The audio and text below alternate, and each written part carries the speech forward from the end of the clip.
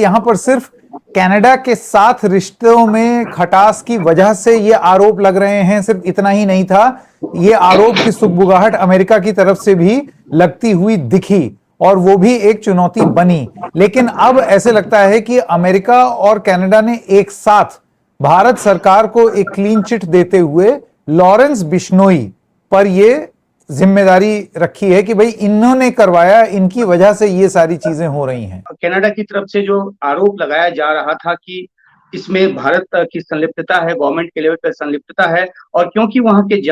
जांच में अभी तक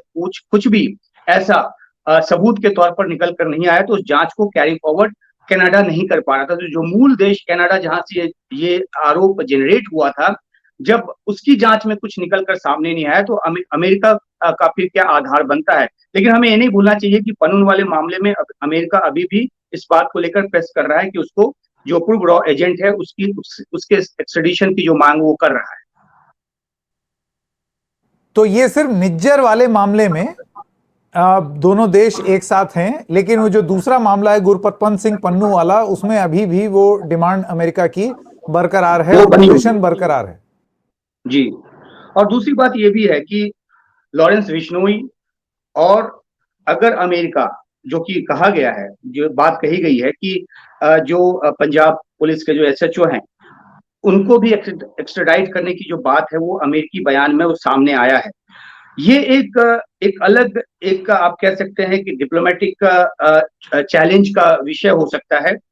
क्योंकि यहाँ हमने तो देखा है कि पंजाब पुलिस के उस अधिकारी के खिलाफ एक कार्रवाई की गई है, उनका तबादला कर दिया गया है और साथ ही एक जांच भी बिठाई गई है। तो ऐसे मामलों में भारत जो है वो अपनी संप्रभुता जो है वो नहीं छोड़ना चाहेगा। वो नहीं चाहेगा कि उस अधिकारी को एक्स्ट्राडाइट किया जाए, या for that matter Lawrence Bishnoi को भी एक्स्ट्राडाइट नहीं, क्योंकि यहाँ के बहुत सारे मामलों में उसकी संलिप्तता रही है और इसी वजह से वो साबरमती जेल में है। तो एक्स्ट्रेडिशन पे अगर ट्रंप बहुत ज्यादा जोर डालते हैं, जो कि मुझे लगता नहीं कि वो डालेंगे, क्योंकि फिर वो मामला खुलेगा तो रिचर्ड डेविड कोलमैन हेडली का भी खुलेगा, क्योंकि अमेरिका ने उसको एक्स्ट्राडाइट नहीं किया है, रघु राणा को तो उसने कर दिया।